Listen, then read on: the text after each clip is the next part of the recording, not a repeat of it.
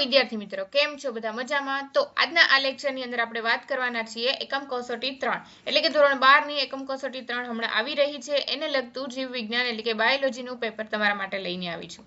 Total marks છે 25 marks અને સમય છે 1 કલાકનો.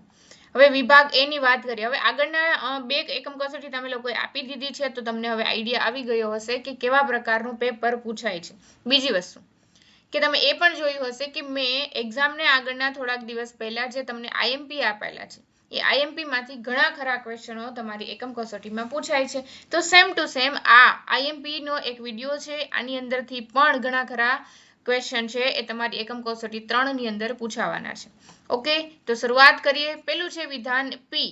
આદિકોષ કેન્દ્રીમાં ધન વીજભારિત ડીએનએ કેટલાક ઋણ વીજભારિત પ્રોટીન સાથે એક જગ્યા પર જોડાય છે, જેને આપણે કહીએ છીએ ન્યુક્લિયોઇડ્સ. આ વિધાન સાચું છે. સુકોષ કેન્દ્રીયમાં એનાથી ઊંધું છે.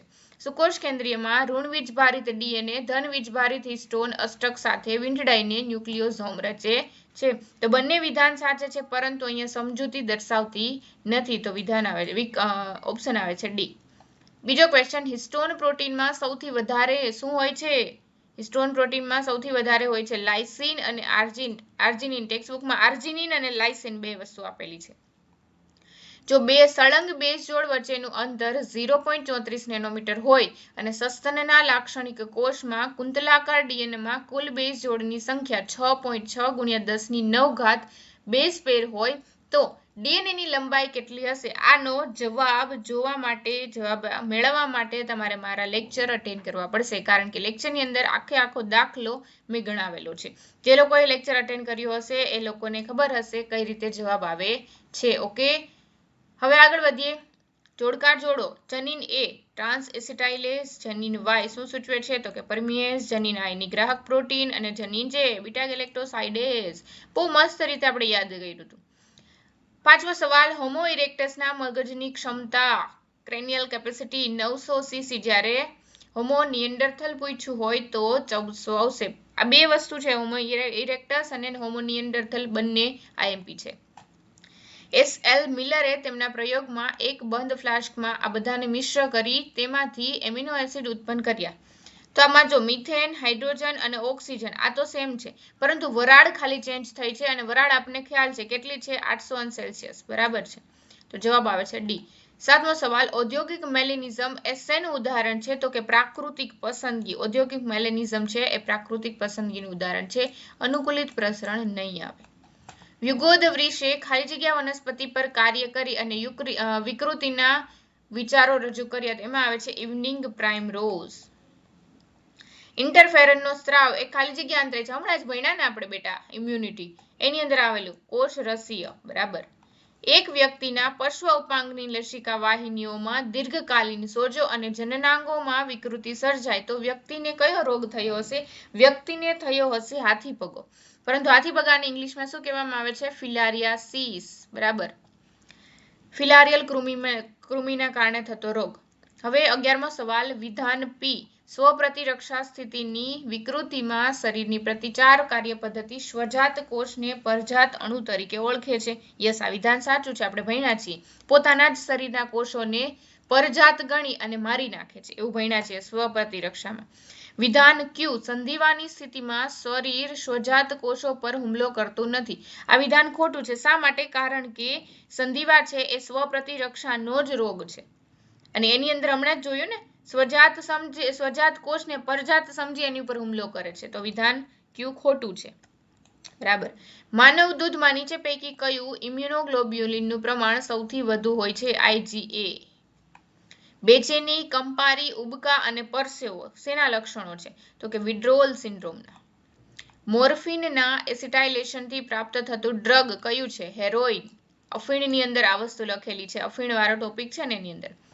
1000 વ્યક્તિઓની વસ્તીમાં સંબંધિત જીનોટાઇપ કેપિટલ એ 360 વ્યક્તિનો છે, 480 નો કેપિટલ એ સ્મોલ એ અને બાકીના 160 નો સ્મોલ એ. તો આ ડેટાને આધારે વૈકલ્પિક કારક કેપિટલ એ ની વસ્તીમાં આવૃત્તિ કેટલી હશે? આનો જવાબ કઈ રીતે મેળવવો એ તમારે હાર્ડી વેઇનબર્ગ સિદ્ધાંત વાળું જે મારો ટોપિક છે એની અંદર તમને મળી જશે. ઓલરેડી આને લગતા 2 ક્વેશ્ચન મેં કરાવેલા છે. એ પદ્ધતિ દ્વારા તમે આનો જવાબ મેળવી શકશો. હાર્ડી વેઇનબર્ગ સિદ્ધાંત નો જે ટોપિક છે એ લેક્ચરની અંદર તમે જોઈ શકો છો. ઓકે, 16મો સવાલ, પેંગ્વિન અને ડોલ્ફિનના ફ્લિપર્સ ખાલી જગ્યાનું ઉદાહરણ છે. આ ઘણી વખત પૂછાયેલો છે. સાથે સાથે આપણે એમસીક્યુ સિરીઝની અંદર પણ લાવેલા. કેન્દ્રાભિસારી ઉદ્વિકાસ. મેસલસન અને સ્ટાલના પ્રયોગમાં ઇકોલાઈની 80 મિનિટ સુધી વૃદ્ધિ થાય તો વૃદ્ધિ પછી પ્રાપ્ત થતા ડીએનએમાં હલકા અને મધ્યમ ઘનતાવાળાનું ઘનત્વ પ્રમાણ અનુક્રમે કેટલું હશે? આ ક્વેશ્ચન મેં કરાવેલું છે બેટા. આ ક્વેશ્ચન મેં કરાવેલો છે તમને. મેં જ્યારે લેક્ચર લીધો એ વખતે આ ક્વેશ્ચન થયેલો છે. તો આ ક્વેશ્ચનનો જવાબ તમારે જોવા માટે, ક્વેશ્ચનનો જવાબ મેળવવા માટે મારો લેક્ચર જોવો પડશે, ચેપ્ટર નંબર 5 નો. ઓકે, ચલો. મોટાથી નાના ક્રમમાં જનીન દ્રવ્યની ગોઠવણીનો સાચો ક્રમ. સૌથી મોટું કોણ છે? તો કે રંગસૂત્ર. એની અંદર શું છે? તો કે જનીન. જનીનની અંદર શું છે? તો કે જીનોમ. અને જીનોમની અંદર શું છે? તો કે ન્યુક્લિયોટાઇડ એટલે કે ડીએનએ અને આરએનએ. ઓકે, નાઇટ્રોજન બેઝ સાથે સાથે પેન્ટોઝ શર્કરા અને ફોસ્ફેટ સમૂહ જેને આપણે કહીએ છીએ ન્યુક્લિયોટાઇડ. બરાબર. હવે જો ખાલી નાઇટ્રોજન બેઝ પેન્ટોઝ શર્કરા પૂછ્યું હોત તો ન્યુક્લિયોસાઇડ આવત, પરંતુ અહીંયા ફોસ્ફેટ સમૂહ એડ કરેલો છે. છેલ્લો સવાલ, કોઈ એક વસ્તીમાં જે ઘટકને લીધે સ્થાપક અસર થાય. આ ક્વેશ્ચન આપણે એમસીક્યુ સિરીઝની અંદર લાવેલી. બરાબર, જેને આપણે કહીએ છીએ જનીનિક વિચલન. જો બેટા ઘણા ખરા ક્વેશ્ચન આપણે ઓલરેડી સોલ્વ કરી ચૂક્યા છીએ. તો આ તમારે એમસીક્યુ માટેના જે હું વિડીયોઝ લાવું છું ચેપ્ટર પૂરું થાય તરત જ, એ વિડીયોઝ પ્લીઝ જોજો. એની અંદર તમને ઘણા ખરા ક્વેશ્ચનો મળી રહેશે. હવે વાત કરીએ ને વિભાગ બી ની, તો દરેક ક્વેશ્ચનનો માર્ક્સ છે 2. ઓકે, પહેલો ક્વેશ્ચન, જનીન દ્રવ્ય તરીકે વર્તતા ગુણના માપક્રમો જણાવો. ક્વેશ્ચન નંબર 2, ડીએનએ ફિંગરપ્રિન્ટની પદ્ધતિ. આ વસ્તુ આપણે ભણ્યા છીએ. ડીએનએ ફિંગર આ પણ ભણ્યા છીએ. શબ્દભેદ સમજાવો. યુક્રોમેટિન કોને કહેવાય? હેટરોક્રોમેટિન કોને કહેવાય? બંનેને આકૃતિ દ્વારા મેં સમજાવેલું છે. બરાબર. ચોથો સવાલ, બેક્ટેરિયામાં આરએનએના મુખ્ય પ્રકારો અને દરેકનું કાર્ય જણાવો. બેક્ટેરિયાની અંદર આરએનએ છે એ શું કાર્ય કરે છે અને એના પ્રકાર કેટલા છે તમારે સમજાવવાના છે. 5મો સવાલ, HGP હ્યુમન જીનોમ પ્રોજેક્ટના લક્ષ્યાંકો. બહુ મસ્ત સવાલ છે, બહુ સારી રીતે આપણે ભણ્યા છીએ. 6થો સવાલ, ઉદ્વિકાસનો ગર્ભવિદ્યાકીય આધાર આપનાર વૈજ્ઞાનિકનું નામ જણાવી તેનું અવલોકન ઉદાહરણ સાથે સમજાવો. આની અંદર કર્લ અર્નેસ્ટ સમથિંગ કંઈક એવા કંઈક સાયન્ટિસ્ટ હતા. બરાબર, અર્નેસ્ટ. આના વિશે આવે છે, તમે જોઈ લેજો. હોમો ઇરેક્ટસ અને નિએન્ડરથલ જો આવ્યા ને બંને આઈએમપી. માનવના ઉદ્વિકાસીય લક્ષણો સમજાવો. લક્ષણો આપણે બહુ સરળ રીતે ભણ્યા છીએ. જોઈ લેજો મારો લેક્ચર, છેલ્લો લેક્ચર ઉદ્વિકાસનો. માનવ પ્રેરિત ક્રિયાઓ દ્વારા થતા ઉદ્વિકાસના ઉદાહરણો સમજાવો. માનવ પ્રેરિત ક્રિયા દ્વારા કયા કયા ઉદ્વિકાસના થાય છે ઉદાહરણ, એના સમજાવવાના છે.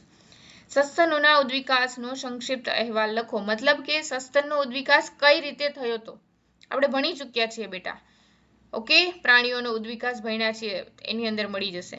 પ્રાકૃતિક પસંદગી દ્વારા ઉદ્વિકાસની સમજૂતી ફૂદાના ઉદાહરણ દ્વારા સમજાવો. આની અંદર આપણે મેલેનિઝમ ભણ્યા હતા, ઔદ્યોગિક મેલેનિઝમ. રિટ્રોવાયરસનું સ્વયંજનન દર્શાવતો માત્ર ચાર્ટ દોરો. રિટ્રોવાયરસનું સ્વયંજનન. ઓકે, આ તમારે દોરવાનો છે.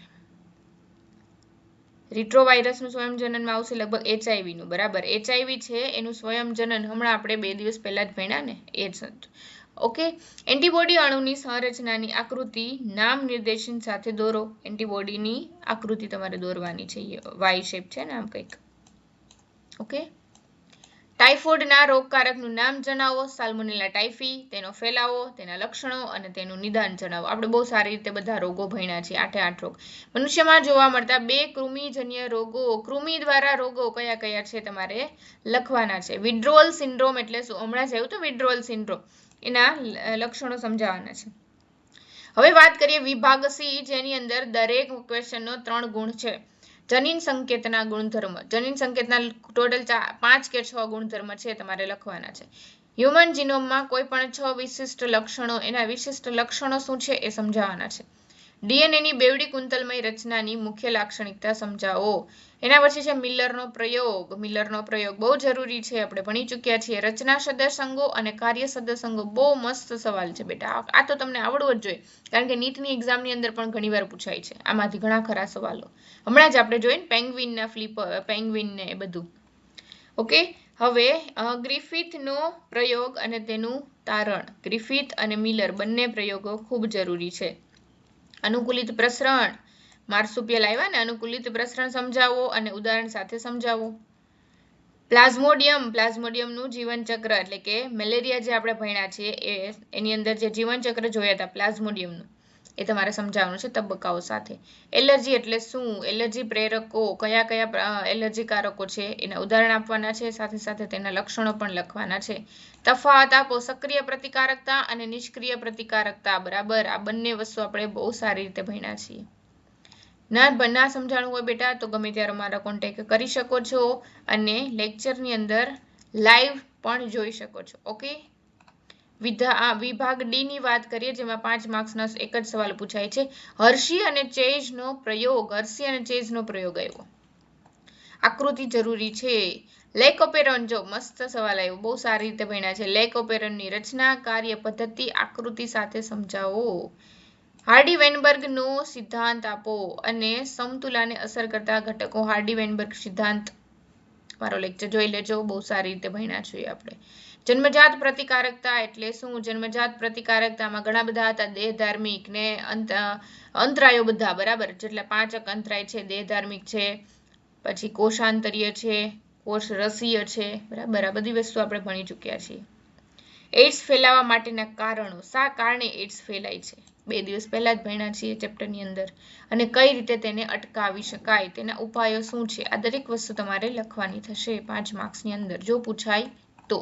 ઓકે, આ હતો આજના લેક્ચરની વાત. આજના લેક્ચરની અંદર ઘણા ખરા આઈએમપી ક્વેશ્ચનો આપ્યા છે. જો બેટા યુઝફુલ થાય તો ફટાફટ કોમેન્ટ કરજો અને કાંઈ પણ વસ્તુ જોતી હોય, કાંઈ ક્વેશ્ચન હોય, કાંઈ ક્વેરી હોય તો અહીંયા નીચે નંબર આપેલા છે અને આ દરેક ક્વેશ્ચન છે એ દરેક ક્વેશ્ચન વિશે મેં તમને ભણાવેલું છે.